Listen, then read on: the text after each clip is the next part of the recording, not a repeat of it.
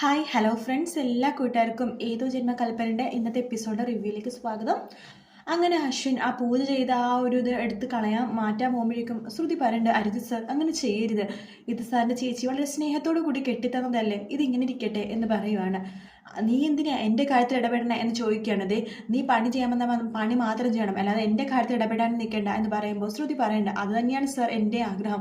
പക്ഷേ എന്ത് ചെയ്യാനാണ് എന്നിങ്ങനെ പറഞ്ഞിട്ട് പിറുപിറുക്കുമായിട്ടോ. ആ സമയത്ത് അശ്വിൻ പറയുന്നുണ്ട്, നീ എന്തായി പിറുപിറുക്കണത്, എന്തെങ്കിലും ഉണ്ടെങ്കിലേ മുഖത്ത് നോക്കി പറയണം എന്ന് പറയണം. ആ സമയത്ത് ശ്രുതി പറയുന്നുണ്ട്, അതെ എനിക്കും അങ്ങനെ തന്നെയാണ് ഇഷ്ടം, എന്തുണ്ടെങ്കിലും മുഖത്ത് നോക്കി സംസാരിക്കുക. പക്ഷെ നിങ്ങളുടെ മുഖത്ത് നോക്കാൻ പോലും എനിക്ക് തോന്നണില്ല എന്ന് പറയുവാണ്. ആ സമയത്ത് അശ്വിൻ പറയുന്നുണ്ട്, എന്താണ് നിന്റെ വിചാരം, നീ ആരാണെന്നാ, നീ വെറും എൻ്റെ വീട്ടിലൊരു സെർവൻറ്റ് മാത്രമാണെന്ന് പറയുമ്പോൾ, അതേ സർ, ഞാൻ സെർവൻറ്റ് മാത്രമാണ്, അങ്ങനെ തന്നെ ആയിരിക്കുകയാണ് എൻ്റെ ആഗ്രഹം. പക്ഷെ സാറിൻ്റെ അഹങ്കാരം ഉണ്ടല്ലോ, അത് കാണുമ്പോൾ മനുഷ്യനായിക്കൊണ്ട് മിണ്ടാതിരിക്കാൻ പറ്റില്ല സർ. ദൈവത്തിനേക്കാളും മുകളിലാണ് സാറെന്ന് സാറിനൊരു വിചാരമുണ്ട്. എല്ലാവരും സാറിൻ്റെ അടിമകളാണ്. സാറ് പറയുന്ന കാര്യങ്ങളൊക്കെ മറ്റുള്ളവർ അനുസരിക്കണം എന്നൊരു ഈഗോ ആണ് സാറിന്.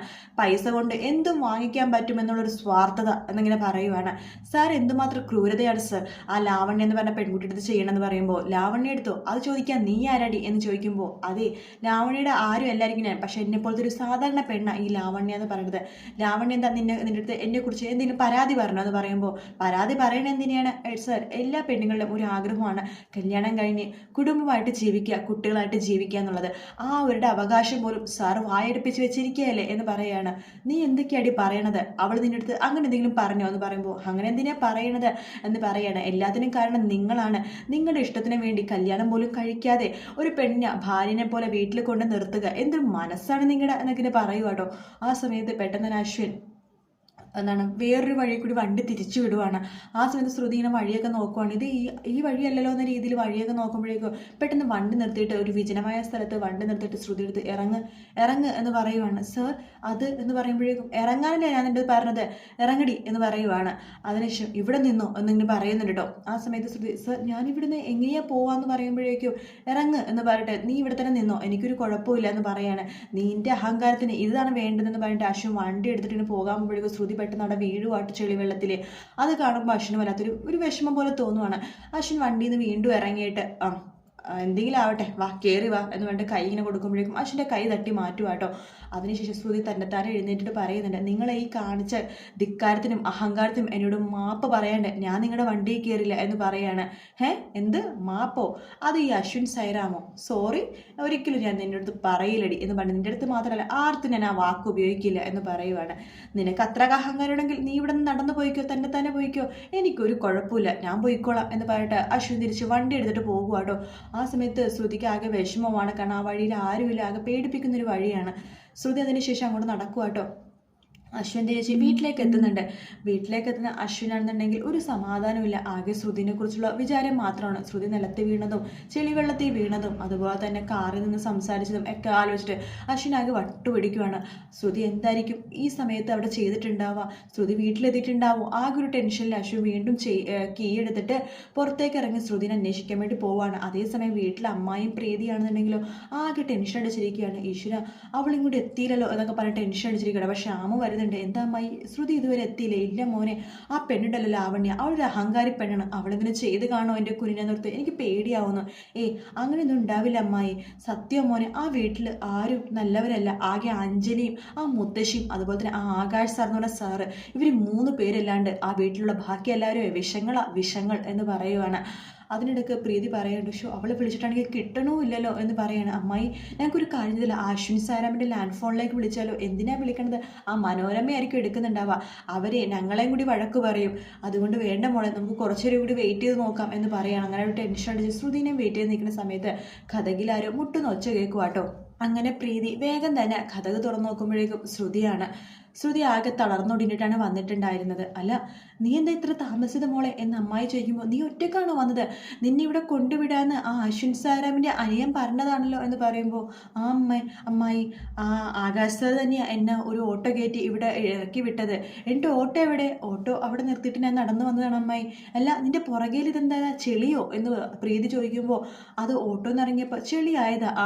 അത് കൊള്ളാലോ, ഓട്ടോക്കാരൻ നിന്നെ വില കണ്ടത്തിന് നടക്കാണ് കൊണ്ടേ വെച്ചത് എന്ന് അമ്മായി ചോദിക്കുകയാണ്. അതിനുശേഷം പ്രീതി പറയുന്നുണ്ട്, ദേ ശ്രുതി, നിനക്ക് ഇഷ്ടപ്പെട്ടാലും ഇല്ലെങ്കിലും എനിക്ക് കുറച്ച് കാര്യങ്ങൾ നിന്നോട് പറയാനുണ്ട്. എന്താ ചേച്ചി, എന്താ കാര്യം ചോദിക്കുമ്പോൾ, ആ ലാവണുണ്ടല്ലോ അവരത്ര ശരിയൊന്നുമല്ല. നീ എന്തായാലും അവിടെ പണിക്ക് പോണതൊക്കെ നിന്റെ ഇഷ്ടമാണ്.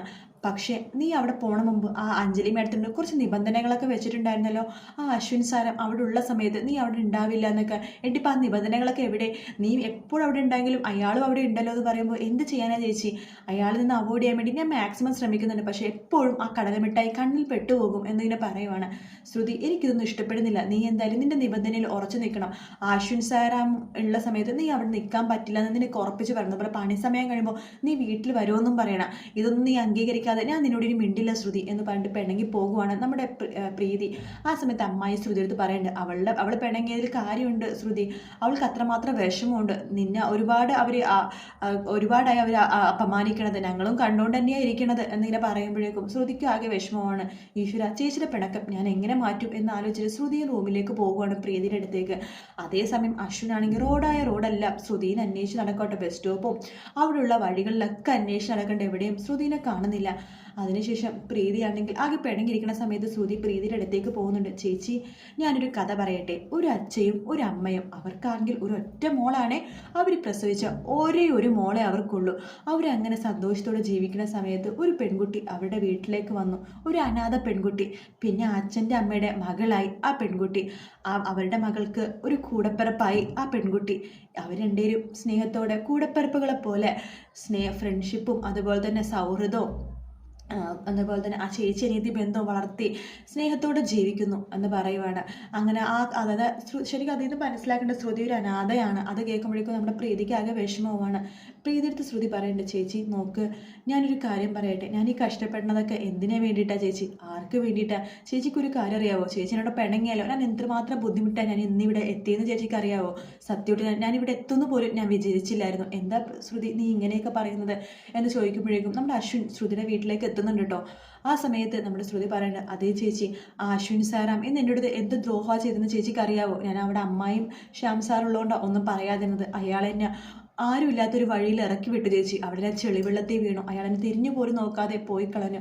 ഞാൻ കഷ്ടപ്പെട്ട ഇവിടെയും വരെ എത്തിയത്. അയാൾ എന്നെ എന്തുമാത്രമാണ് ചേച്ചി ദ്രോഹിച്ചിരിക്കുന്നത്. ചേച്ചി ഒന്ന് ആലോചിച്ച് നോക്കൂ. സിഗ്നൽ മഴ സമയത്ത് വണ്ടി ട്രാഫിക് ബ്ലോക്ക് ചെയ്യാതെ സിഗ്നൽ നിയന്ത്രിക്കണമെന്ന് പണ്ട് എന്നെ മഴയത്ത് കൊണ്ടേ നിർത്തി. ഇടിഞ്ഞു പൊളിഞ്ഞ് വീഴാൻ പോയ കെട്ടിടത്തിൽ കൊണ്ടേ എന്നെ നിർത്തി.